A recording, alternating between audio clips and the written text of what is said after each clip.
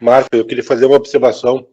Na própria pergunta ali já tem uma máxima ali, né? Quando ele pergunta, é que a maioria, né, das casas fazem esse trabalho, né? Então ele quer saber, mediante a essa quantidade, né, de casas que se reúnem para fazer uma doutrinação visando os desencarnados, ou seja, querem só reunião mediúnica, né? Aí vem a pergunta, né? Qual é os mais necessitados? E a resposta de Emmanuel é clara quando coloca os encarnados em função de que como que tu vai contagiar um irmão, né, através da doutrinação apenas, né? Porque tem diferença entre doutrinar e evangelizar. A doutrinação, ela pode ser só retórica, né? Tu vai ali, pode falar frases, decorar textos, né? Recitar uma prece de Cáritas, qualquer coisa que tu tenha acesso. Agora, a evangelização, tocar o coração, precisa passar por ti primeiro, né? Precisa vibrar nisso, tu tem que contagiar esse irmão. Por isso que uma reunião mediúnica séria tem que ter Jesus na base, mas não como um anúncio, né? Essa reunião mediúnica, né, tem Jesus, né, na sua base de composição, né? Composta, né, é uma vibração, ou seja, Jesus tem que estar nos nossos corações, mesmo que imperfeitos, mas ele tem que estar presente de alguma forma ali, porque aí o verbo, ele vai contagiar, ele vai envolver, ele vai resolver, né? Vai consolar, vai auxiliar. Então, para que isso aconteça, primeiro nós temos que colocar no nosso coração todas as possibilidades de esforço próprio, né, para ir moldando as nossas ações de acordo com o Evangelho, né. Por isso que o Boa Nova até hoje não tem uma reunião mediúnica ainda, nós optamos em seguir essa máxima. Isso foi também uma orientação do Haroldo para nós.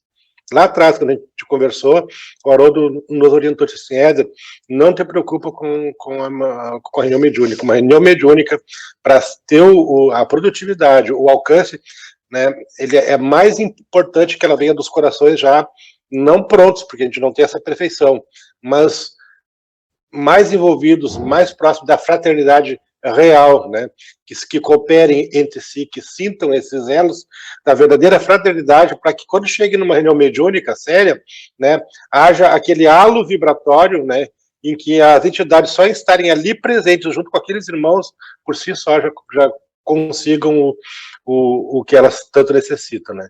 Então, essa questão aqui é muito importante para nós, ela é basilar em todos os sentidos, né, para que a gente mantenha essa conduta que tem que ser a mais correta, porque um cego não tem como guiar outro, vão cair juntos, né? Ou senão a gente vai ficar só falando parado no mesmo lugar e não atinge o objetivo principal, que é a autoevangelização. Tinha levantado a mão aqui a Taninha e a Lucila, não sei qual a ordem, acho que é a Tânia primeiro, né? Nessa linha, nessa sequência do teu pensamento, Éder, é importante também nós considerarmos que a própria evolução dos mundos precisa desse momento que o encarnado se ilumine primeiro, porque senão nós vamos estar ali sempre encarnados, sempre nesse mundo de prova e expiação, quer dizer, fica ali os encarnados com uma única missão de trabalhar ali a doutrinação dos espíritos desencarnados que sofrem, né? Então, acho que... E aí o mundo, me parece que viveria estagnado nesse digamos assim, nesse looping, né? De os encarnados desenvolverem mediunidade para assistir os desencarnados.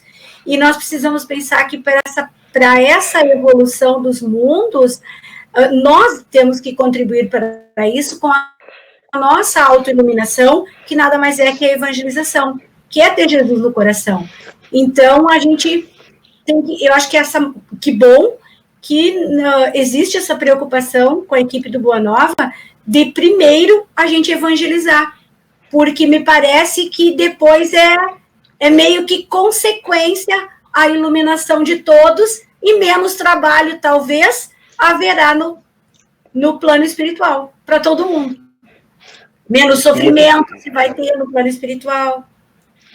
Muito bom, Taninha, porque o mundo redimido, né, ele passa por almas redimidas. Né? Com certeza. Não vai ter mundo de regeneração sem corações regenerados, né? Então, é claro que a gente não vai esperar a regeneração para fazer um trabalho mediúnico, né? Lembrando que trabalho mediúnico não é só uma mesa na casa espírita, né?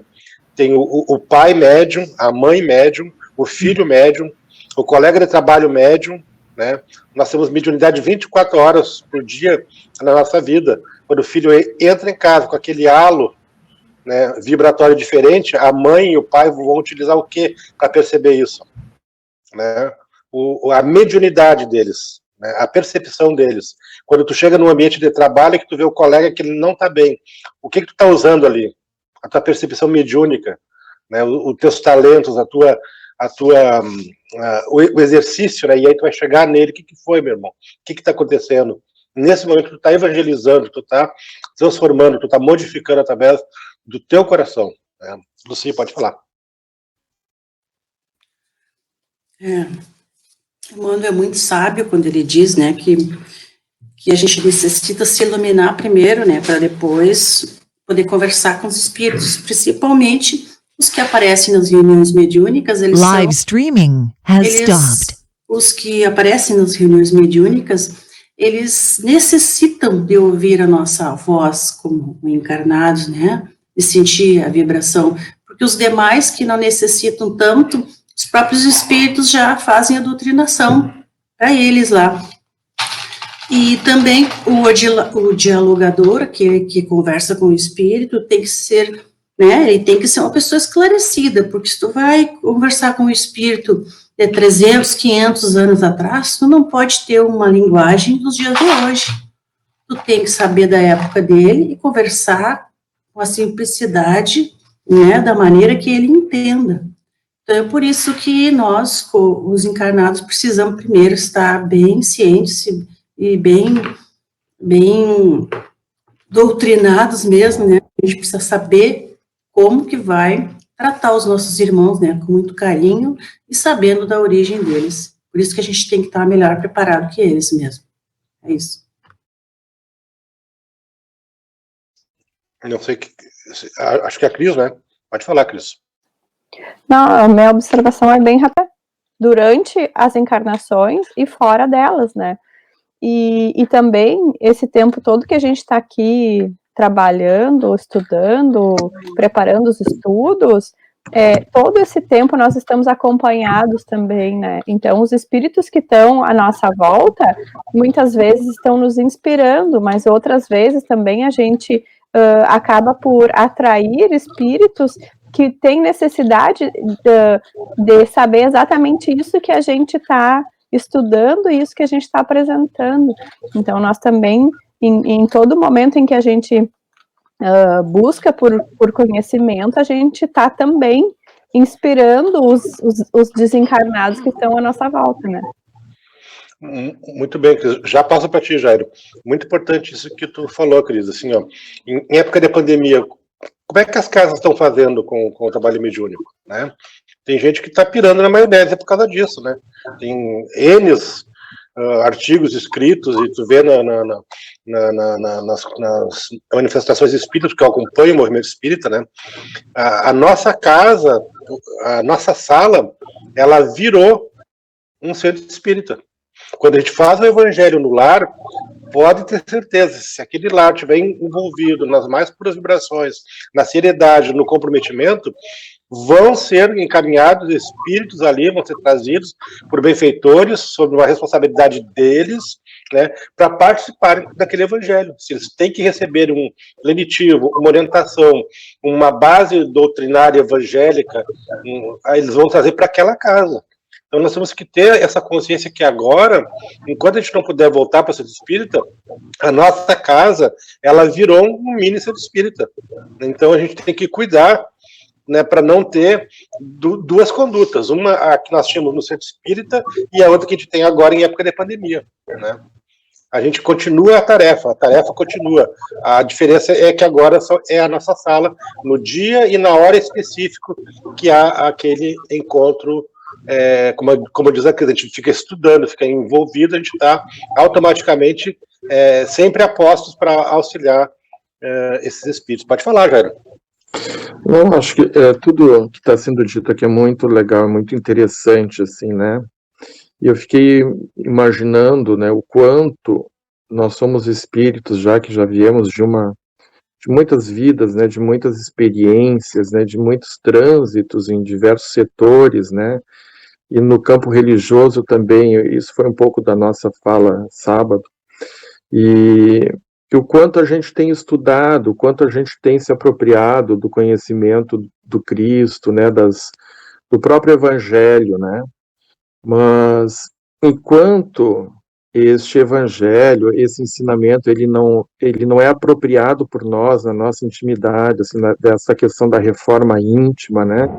Enquanto isso não se estabelece dentro de nós, assim, de uma forma verdadeira e espontânea, a gente ainda não tem as condições necessárias, né, de poder passar com toda aquela verdade tanto para o mundo espiritual que nos cerca, quanto aqueles que nos são próximos, né? E eu fico imaginando que a vida se desenha de uma forma muito íntima com a relação que o professor estabelece com o aluno em sala de aula, né? Quando a gente traz somente a teoria, os conhecimentos num processo de formação, e a gente não traz a vivência daquilo que a gente diz, né, para o aluno que escuta, dificilmente ele consegue aprender o processo, estabelecer o processo de aprendizado, né?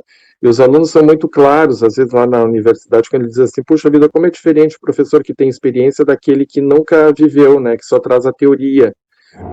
E eu acho que é um pouco disso, assim, eu nunca canso de trazer, né, esse exemplo que o Chico, eu lembro daquele livro, né, rapidinho, para não tomar conta do estudo, instruções psicofônicas, né, que o Chico recebia tanto aqueles espíritos mais endividados, sofredores, né, para trazer o seu testemunho, quanto aqueles espíritos mais elevados, né, então a condição moral dele oportunizava isso, né, então eu entendo, eu acredito que quando a gente realmente começa a desenvolver os processos internos de evolução, de aprendizado, e viver aquilo que estuda, a gente consegue passar esse ensinamento e convencer, né, tanto os encarnados quanto os desencarnados que são próximos da gente. Eu acho que isso é fundamental, né. Muito bom, Jairo. A Taninha está com a mão levantada, depois a Luziane. Bingo, né, Cris? Naquilo que você falou. Realmente. E na continuidade, o Éder bateu outro bingo aí. Os nossos lares realmente se transformam em pequenos núcleos de educações para os milhões de espíritos desencarnados que possam estar ao nosso redor, né? Realmente é bem por aí o caminho. E eu vejo assim que se nós reencarnamos, é porque é necessário, né? É necessário espiar, é necessário trabalhar e é necessário ser provado. Então, é muito interessante ver essas conexões que a gente faz da leitura de uma questão, o quanto cada um de nós parece que se sente tocado pela mesma forma e um complementa o outro. Eu acho que isso é o grande mistério, diríamos assim, do plano espiritual agindo em torno de todos nós. Era isso. Beleza. Muito bom, Taninha. Isso é sintonia, né? Luzi. Sim.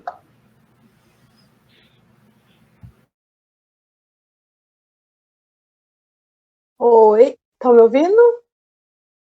Te ouvindo, sim, pode falar. Minimizar aqui, que eu queria ler aqui um trecho dessa mensagem de Emmanuel que me chamou muita atenção. Ali ele diz assim, ó, os espíritos encarnados carecem maior porcentagem de iluminação evangélica que os invisíveis. Não. Não, essa parte aqui. A missão da luz é revelar com verdade serena, né, A missão da luz não é jogar a verdade na mesa mediúnica, né? É falar a verdade com serenidade. Então, o coração iluminado não necessita de muitos recursos da palavra. Necessita apenas inspirar o amor, né? E ele diz assim, ó, porque na oficina da fraternidade bastará o sentimento esclarecido no evangelho, né? A grande maravilha do amor é o profundo e divino contágio. Quer dizer, se a gente está ali na reunião mediúnica, emanando ódio, o que a gente vai levar para esses espíritos que estão ali, na verdade? Agora, se a gente está ali emanando amor, não precisa uma única palavra, muitas vezes, para esclarecer um irmão desse, né? Então, para a gente participar de uma reunião mediúnica, a gente não tem que amar toda a humanidade, mas a gente tem que carregar o amor dentro de nós, pelo menos a gente ter compaixão do outro, né? Ter compaixão do outro, seja ele quem for, seja ele o que foi assassinado, ou seja ele o que assassinou, né? Então, a gente não julgar, a gente amar verdadeiramente aquele irmão que está ali. E o que eu mais achei interessante na mensagem do Emmanuel era isso. Muito bem, Lúcia. Muito inspirada a tua colocação. Marco, devolvo.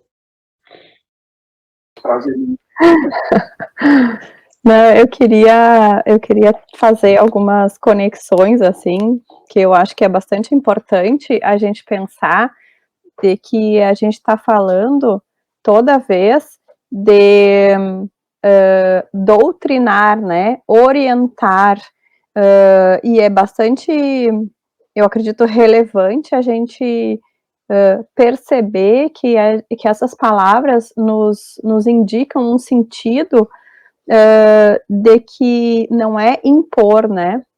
Então, a gente vai ensinar, a gente vai indicar um caminho e a gente vai esclarecer. Eu digo como estudantes da Casa Espírita, né? Como leitores, como verdadeiros espíritas, tentando se tornar pessoas melhores. Então, a gente está também desenvolvendo a asa da intelectualidade, né? Porque eu faço uma comparação quando alguém está, por exemplo, alguém tem uma crise de asma, sei lá, uma crise de úlcera, ou se a gente pode tomar um remédio para passar aqueles sintomas daquela crise, né? Mas dali um mês, dali uma semana, outra crise a gente vai ter. Então, a gente precisa tratar o foco do problema. Algum espírito que precise de auxílio, se a gente simplesmente impor alguma coisa, seja, por exemplo, numa reunião mediúnica, eu particularmente nunca participei de uma reunião mediúnica, mas se a gente impor um caminho para um espírito que está necessitado, a gente vai estar sanando esse problema dessa crise pontual pelo qual ele está ali. Mas por meio de estudos, por meio da nossa verdadeira modificação, da nossa vibração, a gente pode estar, através do exemplo também, modificando ou tentando mostrar a modificação da nossa conduta, e aí também despertar na inteligência, que a gente já viu que a inteligência não é o QI mais, né? A inteligência, ela é formada por diversas inteligências diferentes, né? Por assim dizer.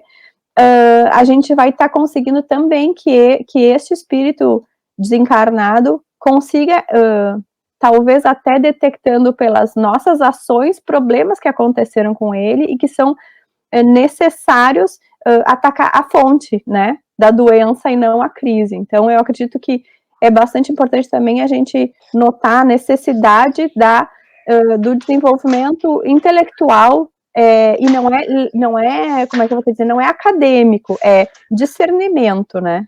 Seria isso. Muito bom, Cris. Já passa para a Filuze e depois o Jairo. Quando a Cris fala isso, eu fico lembrando de inúmeras obras do André Luiz, nas inúmeras, né, incursões que eles fazem do plano espiritual no plano físico, né, para observar os encarnados e vivenciar essas experiências. Né? Pode falar, Lúcia.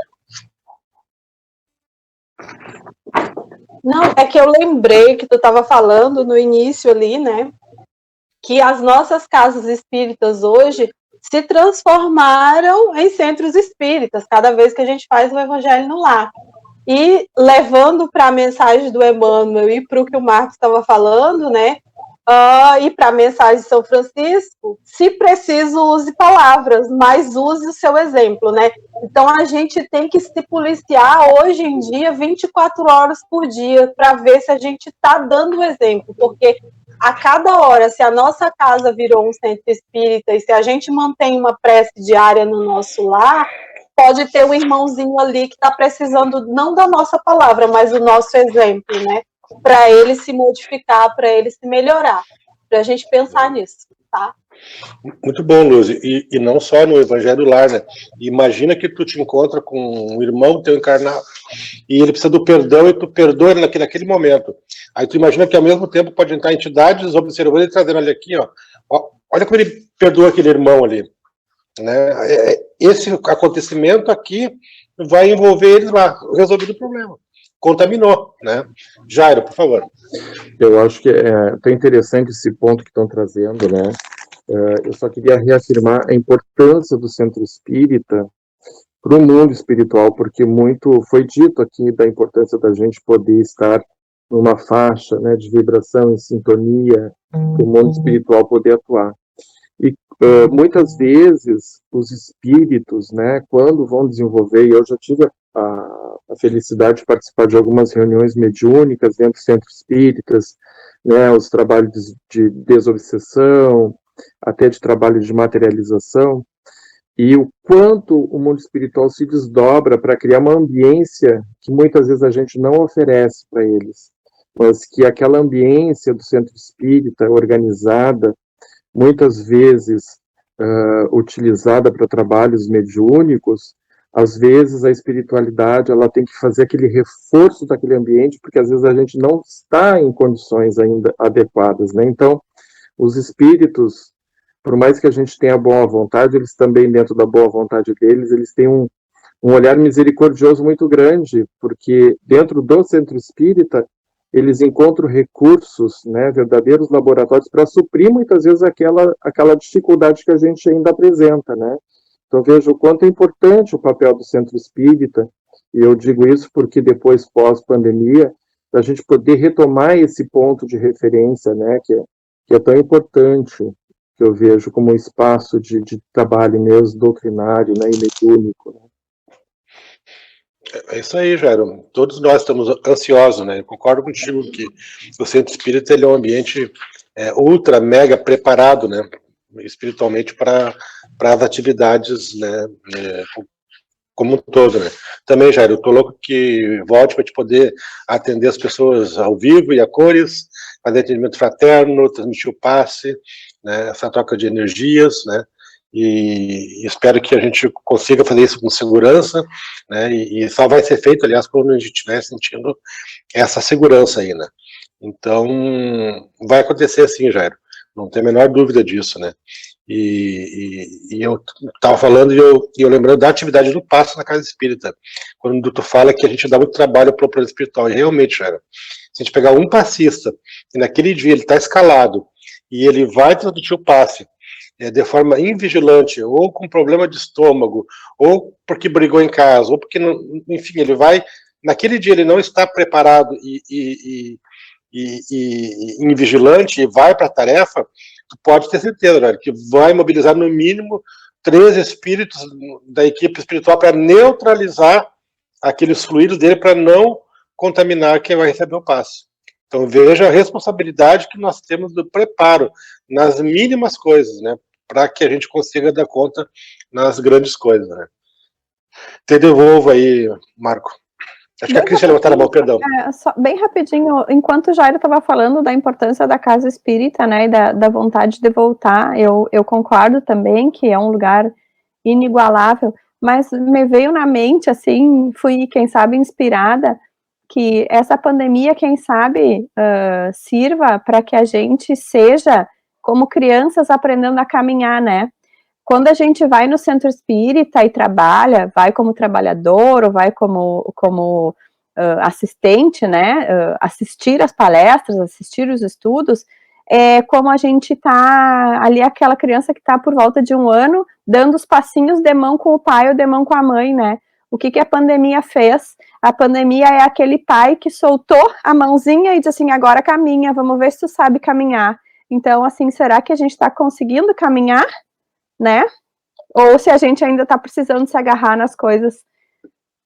Não é botar o dedo na ferida de ninguém, mas essa imagem me veio, então eu sou uma que eu vou ver se eu estou conseguindo caminhar ou não, sem a mão da mãe, né? A pergunta é, Cris, pós-pandemia, né? O que tu fez da pandemia? Tu trabalhador espírita, né? Porque eu vejo companheiros nossos que não participam de lives, não acessam na quinta-feira lá o nosso compromisso, né? Não participam do grupo de estudo, porque não é por causa da tecnologia. Quem me conhece mais intimamente sabe que eu sou ogro para isso, né? Mas graças aí aos jovens, né, a gente vai se adaptando. Para mim, live era uma coisa nova. Nessa plataforma aqui, se não são vocês, a gurizada aí, mas a gente vai se adaptando, ou seja, é uma necessidade. Então, muitos vão ter que responder isso, né? Não para mim, mas para o plano espiritual, né? Durante a pandemia, qual é o proveito que tu tirou, né? Como é que tu manteve as tuas atividades, né? E por aí vai. Então, vamos em frente. Marco. Otávio.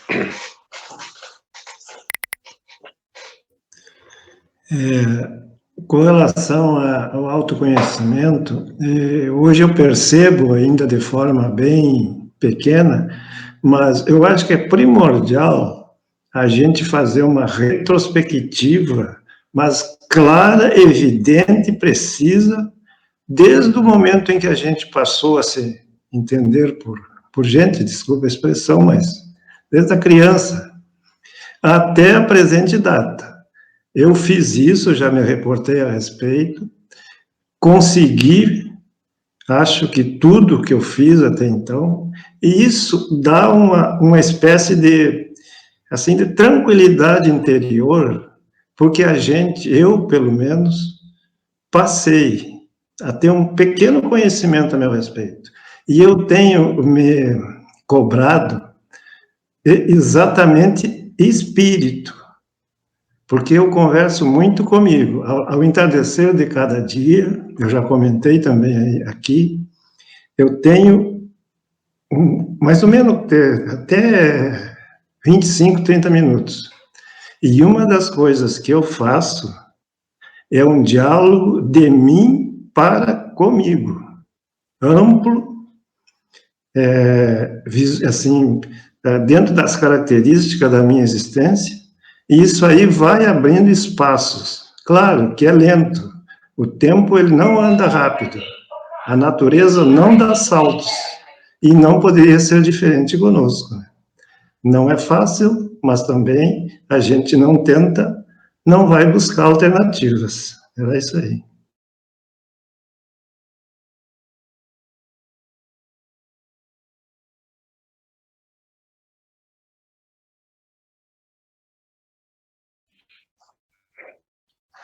Pode falar, Marco.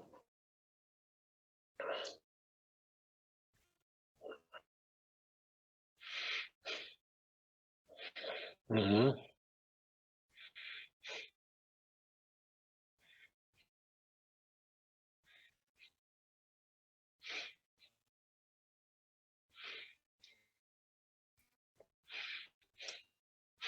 Eu achei maravilhoso, Marco, assim, esse teu final aí, porque realmente tu picou a bola para chutar no gol, né? Que nem o meu time, assim, mas tudo bem. É uma brincadeira.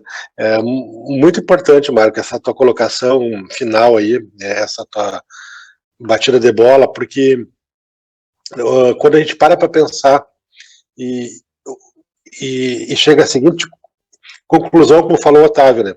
O que predomina o meu pensamento desde quando eu acordo até a noite? Qual é a predominância no meu pensamento? Quando a gente consegue fazer essa reflexão, como o Otávio consegue na prática dele, aquilo que predomina no meu pensamento da manhã até a noite chama-se ideia fixa. É ali que eu tenho que trabalhar, é naquele ponto. Então, se eu acordo da manhã até a noite pensando somente em sexo, né?